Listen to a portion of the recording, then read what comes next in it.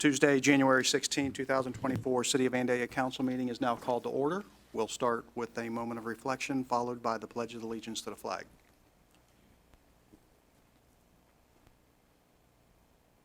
Please stand for the pledge.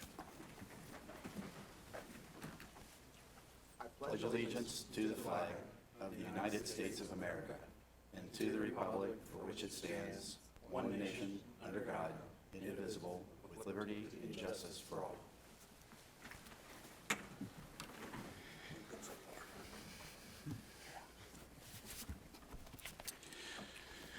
All right, Council, you've had an opportunity to review the study session minutes and the council meeting minutes of December 4th, along with the council study session minutes and the council meeting minutes of December 18th, and finally, the special council meeting minutes of December 21st. Are there any comments or corrections? Being none, they stand approved, and that brings us to communications, petitions, and awards, and Mr. Went has several introductions, and I'll turn it over to him. Thank you very much, Your Honor, for the opportunity to introduce some of our new employees. There is a swear-in today for firefighter, paramedic inspector Cody Teegarden. With your permission, what I'll do is I'll go through all of our new employees and introduce them, and then I'll ask Mr. Teegarden and his wife to come up for his ceremonial oath of office. First, I have Mr. Cody Teegarden. Please just go ahead and stand up, Cody. Thank you. Cody lives in Troy, graduated from Ansonia and Miami Valley CTC. He's been on the department, Vandalia's department, as a part-timer on and off since 2016. He's a lieutenant at the Bethel Township of Miami County, or was. I guess I didn't ask if you still were. He is, okay, and has been on the Englewood department. And so we're really excited to have him join the full-time ranks, and we'll do your swearing in just a moment, sir. Thank you. Next, I've got up here the man in the back corner, Tyler Severance, who's a full-time parks maintenance technician. Tyler is a 2022 Butler High School graduate. He's working on his Associates of Applied Science in Business Management. He was quite the ball player in high school, and so has a very strong back. A lot of guys, they like having Tyler on their crew, is the feedback that I've gotten, and I've witnessed in the parks in the summer. So Tyler worked for us part-time. He's done some work at the Rose Music Center, and of course has done some work at St. Christopher's Catholic Church as well. And so welcome aboard, Tyler, and he's off to already to a good start. And you can go ahead and sit down. Thank you, sir. In the back row, we've got Mr. Daniel Griffieth, who's from Troy as well. He's got a Bachelor's of Science from Clark Summit University. He joined our ranks as a full-time public works technician. Earlier this month, he was a laborer at Troy before that. He's got a lot of experience working for himself, doing carpentry, doing plumbing, working as a laborer, and so we're glad to have him on board. And I'll say, man, I could have sat with you. I could have sat with you all day during your interview. I feel like you got a lot of really good stories that are there, and so Dan, welcome aboard. Tyler Jackson is a Vandalia resident. He lives right across the way from Castle Hills Pool there. I'm sorry, I don't think anyone's going to follow you home. I bet you can take him. He worked at Nichols Lawn and Landscaping for some time, in Dayton Fire Protection. He's got his Class A CDL, and so he's off to a good start, and we're glad to have you on board. So thank you, Tyler. Next, we have Mahmat Vallazov, who joins us. He lives in Huber Heights. He's got his commercial driver's license. He's done some work at U.S. Express, Nur Express, which was kind of his own gig, High Tech Industrial Services, and Tar Inc. of Dayton. Mahmat is very focused on safety, I will say, and I very much enjoyed getting to know him in the interview process. Mahmat also speaks Turkish and Russian. So if we ever need a translator from our public safety folks, we'll call you at about 3 in the morning. It'll be great. Thank you very much, sir. I appreciate that. Without further ado, I'll ask Mr. Teegarden and Mrs. Teegarden to go ahead and come up, and we'll do your oath of office. All All right, we got to test this. Last night we had the Division of Fire meeting, and so we got to have our prep on this. Is it? Remember, it is Michelle. Okay. I was too afraid to say it into the microphone. Yep. So you just stand right there. We'll lift the right arm.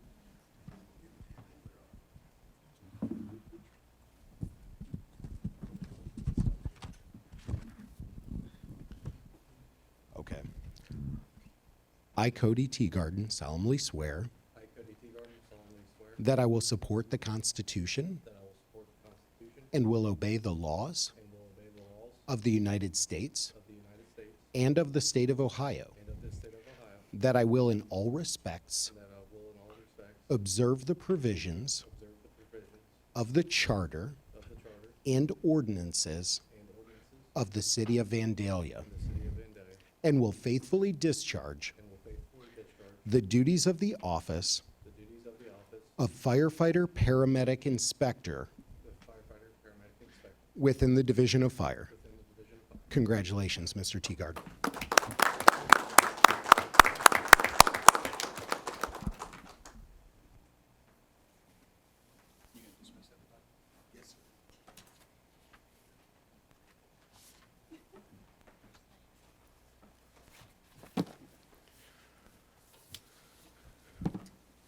I'd just like to say thank you to everybody. We are going to do a whole bunch of really good local government stuff, but now's a great time to leave, and we won't really be offended if you need to go. Of course, it's a public meeting, so you can stay, but I can see fire division's already out.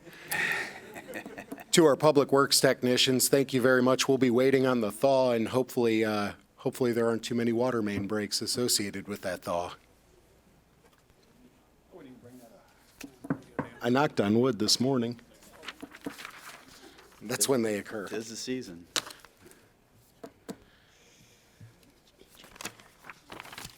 Jinxed it. Jinxed it.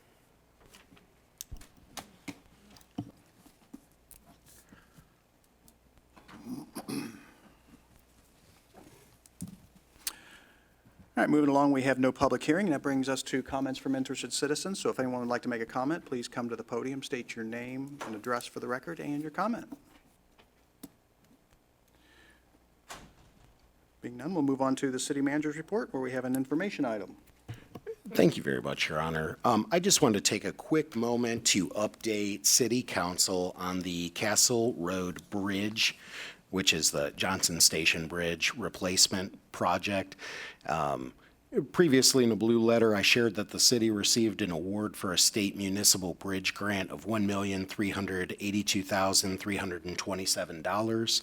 Ohio Department of Transportation in certain years offers assistance for preliminary engineering and final design through what's called a design task order. That money is available on a first-come, first-served basis. We were fortunate enough to receive that task order for additional funding not to exceed $200,000 to replace the Johnson Station Bridge. ODOT selects a third-party firm through the quality-based selections process for the engineering and design of the project, and then negotiates a price. They selected Prime AE as the firm to perform the preliminary engineering and final design of the project. Prime AE's proposed cost for that is about $260,000, which would mean that the city's share for that engineering would be $60,000. Because the task order is capped at $200,000, we are required to enter into a separate agreement for our share of the engineering. Prime AE has agreed to separate their initial proposal into two separate proposals, one for ODOT, one for the city of Vandalia, to best utilize the $200,000 from ODOT. Ultimately, the city will be responsible for about 4% of the $1,641,444 of the project. I bring this up to you today because generally I would like to bring this up in a study session before I ask you to approve legislation that would authorize me to negotiate and enter into an agreement. However, outside of the city's control, the city is currently waiting on the necessary final agreements and orders from ODOT and Prime AE's revised proposals related to the bridge. We didn't receive those today. There are some deadlines that the city must meet, which are not in our control. And then to receive the grant funds, I would respectfully request that City Council waive the formal bidding, authorize me to negotiate and enter into an agreement with Prime AE as the design professional, since they'll also be entering into that agreement with ODOT for the larger portion of the work. Of course, they've already gone through a qualifications process, and it would not really make sense on a project of this size for the city and the state to contract two different design professionals for the same small bridge project. After providing this update at the next council meeting, I believe, at the February 5th meeting, I would request that you consider the necessary legislation. And I would point out that failure to meet this deadline could result in the city not receiving the $1.6 million. There was an alternate universe where over several grant cycles we've applied for this and not received it, so we feel very fortunate to receive it this time. But this bridge is very much the city's responsibility, and this is a great opportunity to not provide that out of pocket. There are several projects with funds that are appropriated in our current capital improvement budget. I feel comfortable utilizing the $60,000 from the various funds and projects because this reallocation will not cause a substantial negative impact to any individual project if you think of concrete or paving capital funds that have gone to those. And alternatively, later in the year, the city could consider supplementing the capital budget by the $60,000 if necessary. Regardless, I recommend that at the next council meeting, City Council consider in the study session and in the regular session the necessary legislation so that we can meet those timelines and still receive that grant funding and the funding for the design task order. That concludes my update. Thank you very much. All right, we have no action items, nor do we have any old business, and that brings us to our first resolution of this evening, that being Resolution 24-R-05. Mr. McDonald, by title only. A resolution authorizing the city manager to enter into a 3-year agreement with Silver Sky, Inc. for managed endpoint detection and response services. Thank you. Mr. Wendt? Thank you, Your Honor. IT Manager Davey presented his recommendation for managed endpoint detection and response services on the January 2nd council workshop. The proposed resolution for 24R05 recommends that the city enter into a 3-year contract with Silver Sky, Inc. at a cost of $33,000 per year, as well as a one-time setup fee of $1,387.50. The managed endpoint detection and response services will greatly enhance the city's cybersecurity capabilities and fill the gap for after-hours cybersecurity monitoring. The resolution is on today before you for approval. Thank you. Thank you. Can I have a motion? Your Honor, I'll move to approve Resolution 24R05 as presented. Second.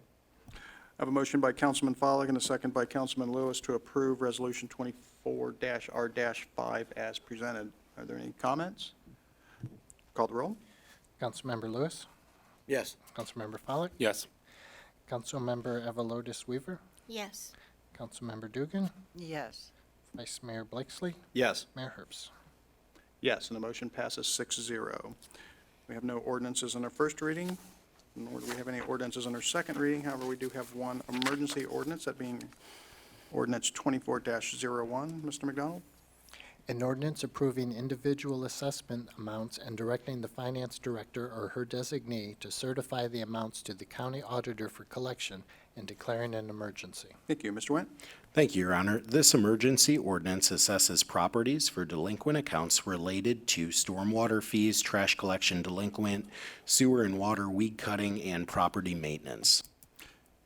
Since this is an emergency ordinance, I'll open a public hearing, so if anyone would like to comment on this particular ordinance, please come to the podium, state your name and address for the record, and your comment. Being none, I'll close the public hearing. Can I have a motion? Make a motion that we approve ordinance 24-01 as an emergency. Second. I have a motion by Vice Mayor Blakesley and a second by Councilman Follick to approve ordinance 24-01 as an emergency. Are there any comments from council? Call the roll. Councilmember Follak, Yes. Councilmember Avalotis Weaver, Yes. Councilmember Dugan, Yes. Councilmember Lewis, Yes. Vice Mayor Blakesley, Yes. Mayor Herbst. Yes, and the motion carries 6-0. Next, we have reports from boards and commissions, where we have the Board of Zoning Appeals meeting minutes of November 8th, the Vandalia Arts Council meeting minutes of November 21st, and the Vandalia Arts Council meeting minutes of November 27th. Are there any comments? All right, we move on to the December 2023 bill listing in the amount of $3,346,209.77, with the December expenses over $50,000. And we also have the December purchase card detail in the amount of $31,902.58. And that brings us to council comments, and we'll begin with Law Director, Mr. McDonald. Nothing tonight, thank you. Thank you. Mr. Went. Nothing, Your Honor. Thank you. Councilmember Avalotis Weaver. Can I make the motion to excuse Candace Farst from all of the meetings for tonight? You have to have formal approval of that prior to going in. Oh, do I? No, you're good. Just- I don't know. I just saw her in the You, you did it right. You did it right. Don't listen to them. Quit giving me a hard time. All right. Fine. Can I do that? I'll second it. Okay. All right, I have a motion by Councilmember Avalotis Weaver. See how that just rolls off the tongue now? And a second by Councilmember Dugan to excuse Ms. Farst. All in favor, say aye. Aye. All right. She's off the hook tonight. Okay. All right, any other comments? No, thank you. Okay. Only Councilman Pop? one for you. Do what? Only one for you. Councilmember Pollock. Just a couple things. One, as the city manager made a comment about the bridge project down on Johnson Station, just to commend staff, for their, I guess, their determination to get the funding after several years. That's a very small bridge, an important bridge. It services one company that has to be there for that company to survive. But, because of staff's work on this, the city is going to pay 4% of a $1.6 million project. So that's pretty impressive, and I commend staff for their work and determination to get that funding. Also wanted to recognize it was in Mr. Went's blue letter, I think, 2 ago, but I've recognized this group before, and I will continue to, because I think it's pretty impressive what they continue to do.